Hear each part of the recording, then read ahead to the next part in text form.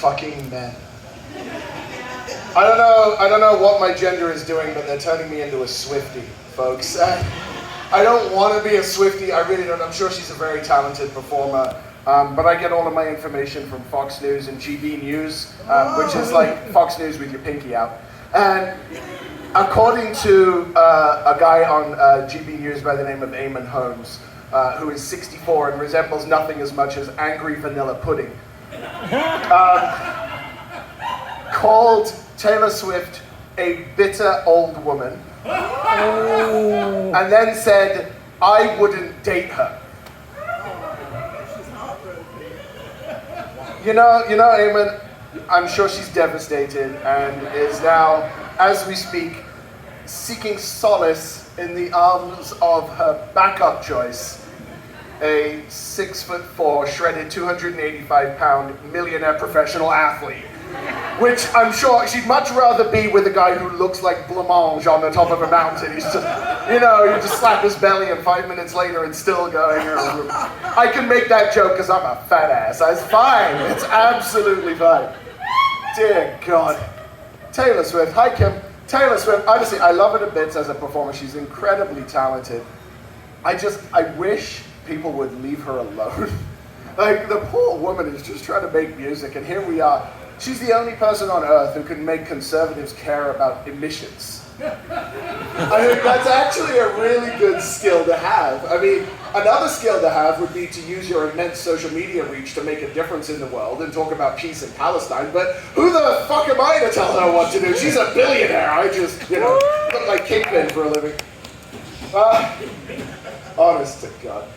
There was a guy who in his Twitter handle had the words alpha male, so this is great. He sounded more like alpha in the terms of alpha software, in that he's full of bugs and should probably be discarded once a better version comes along. He said that the only reason Taylor was with Travis Kelce, who, by the way, the only reason I know his name is because he's dating Taylor Swift. The only reason she's with him is because he made it to the Super Bowl, so he got a $70,000 bonus. Buddy, Mr. Alpha Male, sir. She made $70,000 in the time it took you to type that tweet. I don't think she's particularly bothered. So, this is actually my first time being asked to headline a comedy show. And by being asked to headline, I mean I told myself I'm headlining, because what does a black guy gotta do to get a headline gig in the city? Honestly, to be fair, I'm only half black. It's the bottom half, in case you're wondering, which is why my wife is still with me. But I figured, to be safe, I should look up what a headliner is supposed to do, because God knows I haven't got a fucking clue. And it said what you should do is you should listen to the other people's sets. So unfortunately I had to listen to Jared. And play off some of the jokes that they made. So I'm going to skip Jared because he didn't make any. No, Jared talked about poker. This is fine, he does this to me all the time. It's a racial thing. He said he talks about Pokemon Go, and honestly, I think that there's two apps that they're basically identical. So Pokemon Go is a game where you open the app on your computer and you swipe furiously on your screen, trying to catch little monsters around you. No, wait, that's Tinder. I met my wife on Tinder, unrelated. She caught the monster, let's put it that way. She didn't throw me back. I'm not the shiny one. I had Wii Fit. It told me one at a time when I stood Thanks on the balance. for sharing that, dear. You're welcome, sweetheart. Yeah, it told me one at a time when I stood on the little balance thing. So yeah, I share your trauma from Wii Fit. And also, that's fabulous Kingpin to you, sir. The glitter is what gives you away, right? Thank you, Kingpin. Josh unfortunately had to go, but he said he uses his disability to get away with things. I think it's great that equity-seeking groups can find a way to use their exceptionalities to their advantage.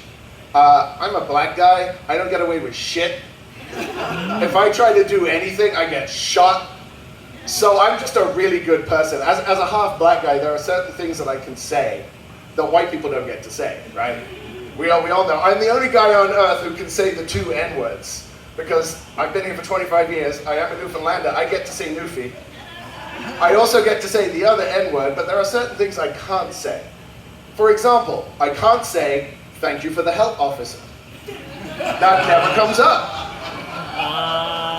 I can't say, good morning, daddy, because I have no fucking clue who that is. Oh, hi, Mom. Boy, that bit lands a lot better when my mother isn't visiting. Trouble again. Oh, God. Never take a shower at Kara's house. Just don't do it. If she's going to get pregnant by that shower kid, just don't take a shower there.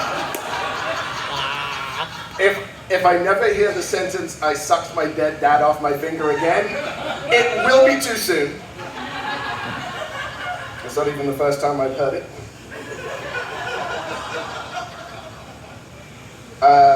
Susan, if you think you're old, the fuck am I? I'm now at that age. It's not that bad. I'm now at that age where the MCP will pay someone to stick a finger up my ass. So that's actually saved me a bunch of money every week. It's really quite cool. She's like, you need your prostate checked again? Yes. Wait a minute. Aren't you the voice of the Newfoundland Rogues? How the fuck can you tell that from back there? I know I talked through my ass a fair bit, but I didn't realize it was that obvious. I didn't realize also that this was the roast of Chris Lansdale. Thank you, Abby. Unrelated, if anyone has a cricket, see me after the show. I need some t-shirts made. I do also want to point out I did not pee on my wife. Because she started talking about this person peed on me. I'm like, no, I didn't. All right, Abby's next. Oh, God. I'm getting old, folks. But I do, as I've got older, I have developed a few skills. One of those skills, and this is a dangerous thing to say, but I've actually figured out what women want. Ooh, good for you. Pockets. Yes! I mean, they also want to be treated like equals, earn equal work, salary for equal work, and an end to the patriarchy, but it's mostly pockets, right? You ever compliment someone on a piece of clothing, and instead of just saying thanks, you actually get the life story of the piece of clothing that you just complimented them on? Oh, that's a really nice sweater.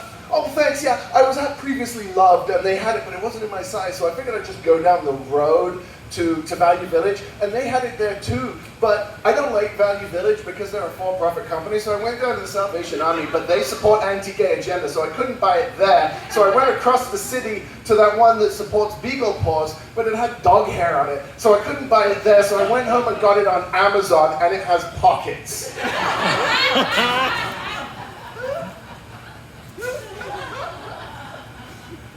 Dating, actually, in your 30s and 40s is a lot like shopping at a thrift store. You just spend an awful lot of time looking through racks of stuff that nobody else wanted until you find something that kind of looks good and hope it doesn't smell like piss. This is why I didn't date. I just found the perfect person right away. It was great. We've come back. We've been together 8 and a bit years. We've been married, a year and a half. It'll be 2 years in August. And when I tell you that time flies when you're having fun, honestly, anyone who knew me before I met Sarah, after will tell you she has immeasurably improved my life. And hopefully that makes up for the thing I said earlier that I'm going to get in trouble for later. But it was my life's goal to find a partner who talks about me the way that people talk about clothing that they've just been complimented on. Where it's, oh wow, Sarah, your new boyfriend's really nice. Thanks.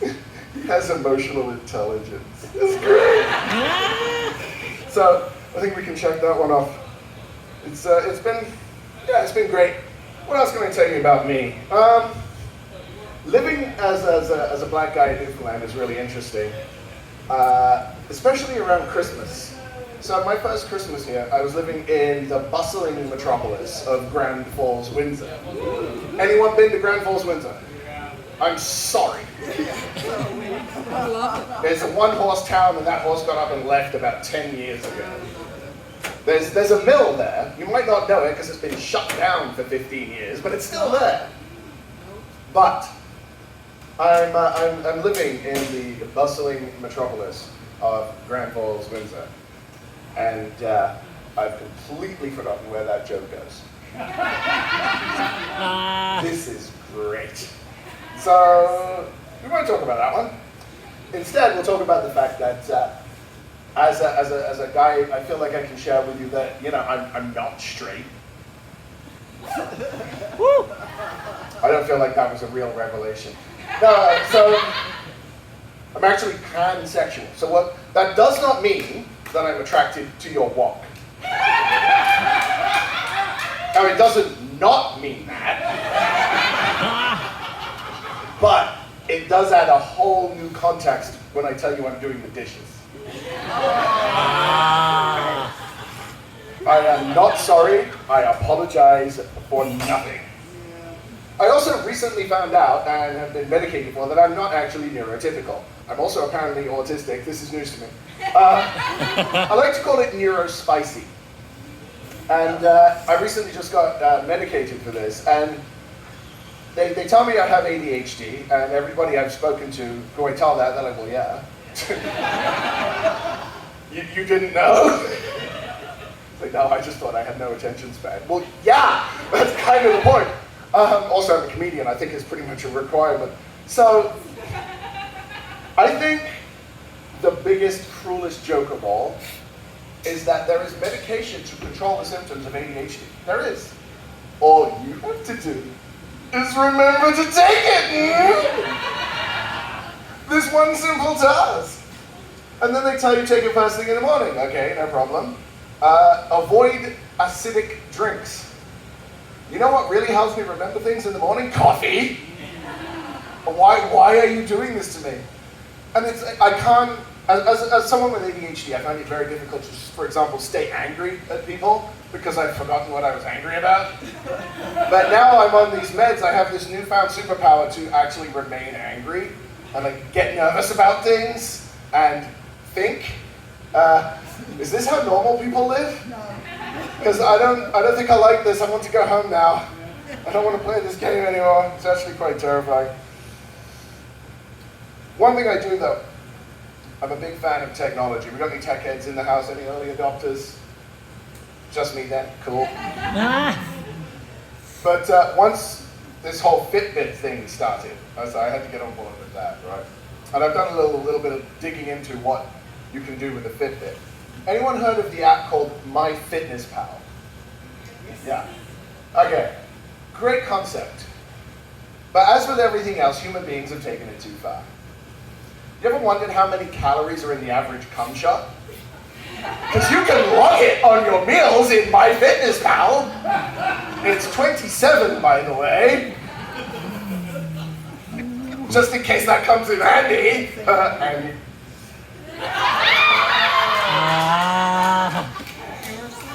But you also, so the Fitbit, it detects your movements and it tells you when it thinks you're exercising.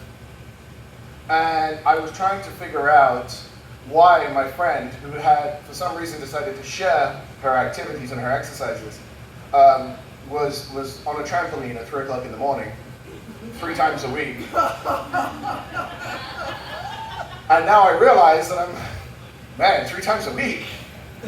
Wow. And also, this is why I wear my Fitbit on my watch. It's a smartwatch now on my right wrist because I am actually left-handed, and I don't play volleyball that often. Honestly, folks, no matter what my Fitbit's trying to tell you, that's not actually what's happening. You don't need to know any more than that. I do actually drive my wife nuts in multiple ways. So the Wi-Fi at our house is called insert pun here. And until very recently, the password for this Wi-Fi was 69420. Nice. with a capital N, because I'm 12. And we recently had a string of unfortunate events that has led to us looking into getting a doorbell camera, because we live in Steetsville, apparently. And I don't think she realizes it yet, but I will be calling this doorbell camera your anus. Because then it's going to say, your anus detected some activity. And then it's going to say, someone approached your anus. And I am going to laugh so much. And when my wife says, why are you looking at your phone? I'm like, oh, I'm just checking out your anus. Because once again, I'm 12. Yeah. So folks, I will leave you on this one, because I'm thirsty and I'm tired. As much as I am all for feminism and equal pay for equal work and women and men being able to do the same jobs, there are no women's jobs, there are no men's jobs, there are just jobs. While I'm at it, sex work is work. There is one job that I pray a woman never gets. And I'll explain it. A woman can never be the Grim Reaper. Please, never let a woman be the Grim Reaper, because we all know that no woman is ever going to come for Jordan Peterson. Folks, thank you so much. You've been awesome. I've been Chris Lansdale. Thank you so much for coming out. Give it up one more time for our host tonight, Sarah.